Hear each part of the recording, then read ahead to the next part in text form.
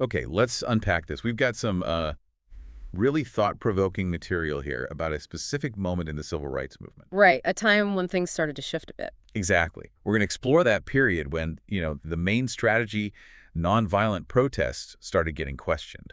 Seriously questioned. Yeah, it's like, okay, nonviolence was incredibly powerful, no doubt about it. Absolutely. But as the movement went on, people started asking, is this the only way? Is it enough? So that's what this deep dive is about. Why did those questions come up? What did those other ideas look like? We're digging into the challenges to nonviolence and the figures behind those challenges. Okay, so we know the basics, right? Nonviolent protest was huge. Mm. Sit-ins, marches, people facing down violence without hitting back.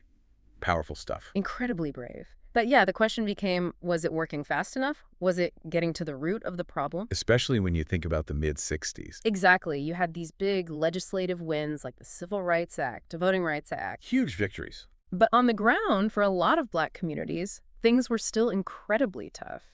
Discrimination, poverty, police brutality, it didn't just vanish. Right, so that persistence of inequality Yeah. and the violence protesters often faced, that made some people rethink things. It definitely did. Some activists started wondering if nonviolence alone could really dismantle something so deeply embedded as racism. Okay, let's get into some specifics then. Key people, key ideas that sort of push back against that nonviolent consensus.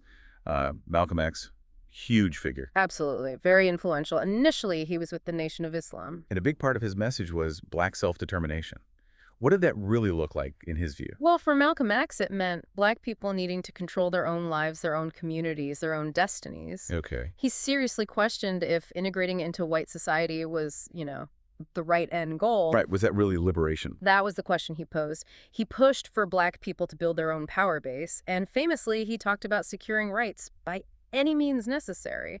That phrase really stood out. By any means necessary. A real challenge to strict nonviolence. A profound challenge, yeah. And the Nation of Islam itself, which he was part of for a while, Mm-hmm. how did their core beliefs differ from, say, Martin Luther King Jr.'s approach?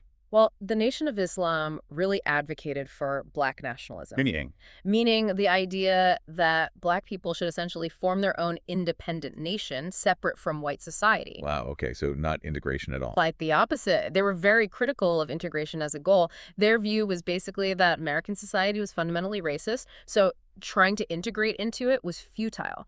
Separation, self-reliance. That was their path. Interesting.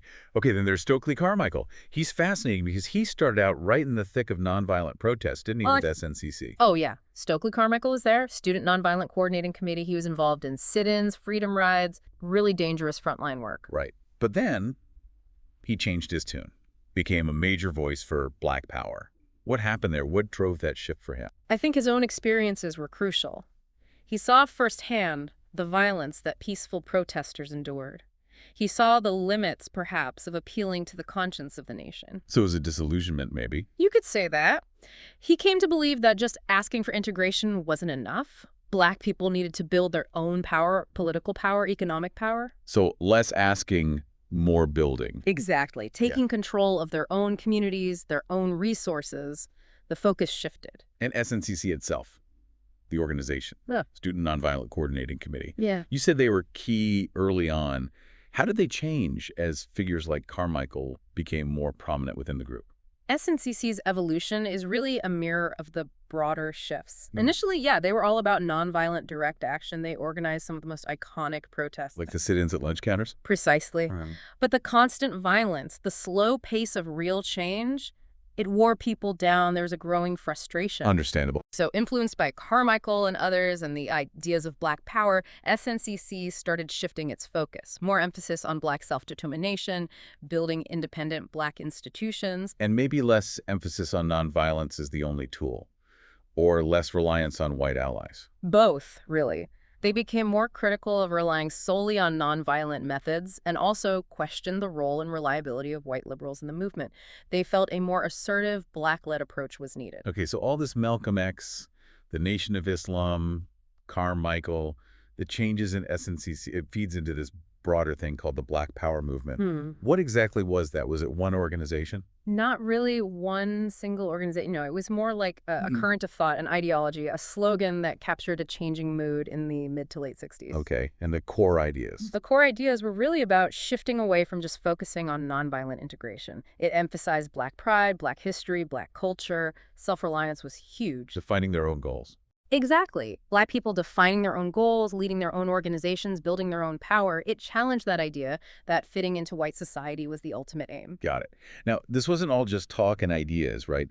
There were events happening that really seemed to underline these frustrations, these challenges to nonviolence. Yeah. The Watts riots in '65. Yeah, Watts, Los Angeles, that was a major, major event, a turning point in how the nation saw the civil rights struggle, I think. What exactly happened? What did it signify?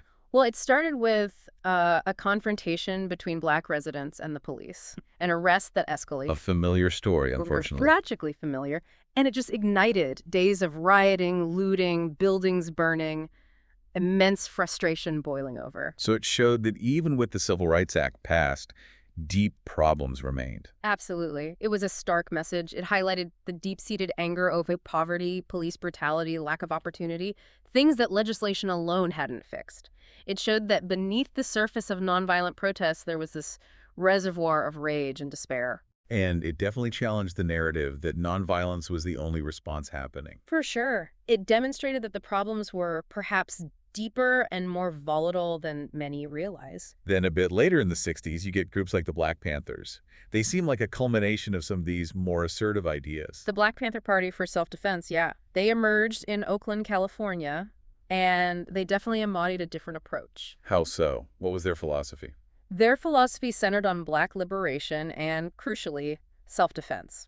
They argued that nonviolence just wasn't enough to stop police brutality and systemic racism. So they advocated armed self-defense. They did. They were known for their armed patrols, openly carrying weapons while monitoring police activity in Black neighborhoods, which was legal at the time. That must have been incredibly provocative. It absolutely was, intentionally so. But it wasn't just about guns. That's often oversimplified. Like they had community programs too. Hugely important. They started free breakfast programs for children, health clinics, educational programs, focusing on the immediate needs of the community. It was about survival pending revolution, as they put it. Empowerment on multiple levels. So looking back at all these different threads, Malcolm X, SNCC Shift, Black Power, Watts, the Panthers, what's the big picture here? What does this challenge to nonviolence tell us? I think the big takeaway is that the civil rights movement wasn't monolithic. There wasn't just one way of thinking. Right, it was complex. Very complex. The challenge to strict nonviolence came from real frustration, real impatience, a sense that maybe, just maybe, nonviolence wasn't sufficient to tackle the sheer depth of American racism. And ideas like Black Power offered an alternative vision. Yes, a vision centered on self-determination, pride, and building independent power. Events like Watts showed the volatility, the urgency. Groups like the Panthers showed a willingness to adopt more militant tactics, including self-defense. So it wasn't necessarily everyone abandoning nonviolence. Not at all. Nonviolence continued to be a powerful force, but it shows that within the movement there was a growing debate, a diversification of strategies in response to the ongoing struggle. Some felt a broader toolkit was needed. You know, this whole discussion is fascinating because it really complicates the simple narrative we sometimes get. It absolutely does. Social change is messy. It involves debates, disagreements, evolving strategies. And people responding differently to the same set of problems, different analyses, different solutions. Precisely. It shows the internal dynamics of a movement grappling with enormous challenges. Okay, so to wrap this up and give folks something to chew on, maybe a few questions to ponder. Yeah, definitely. Thinking about this history can raise some interesting points. For instance, can you think of specific situations, maybe historical or even contemporary, where nonviolent protest might seem, well, less effective, or where its limits become really apparent? That's a tough one. And how did all these different viewpoints, the integrationist nonviolent wing, the Black Power advocates, the nationalists, how did that internal debate ultimately shape what the movement achieved? Or maybe didn't achieve? Right. Did the diversity of tactics help or hinder in the long run? Were there trade-offs? And finally, maybe think about today. When you look at movements for social justice now, Do you see similar debates happening? Are people still grappling with these questions about the best way forward, nonviolence versus other forms of action? It seems like a conversation that continues. Definitely food for thought. This period really forces us to think critically about resistance and change.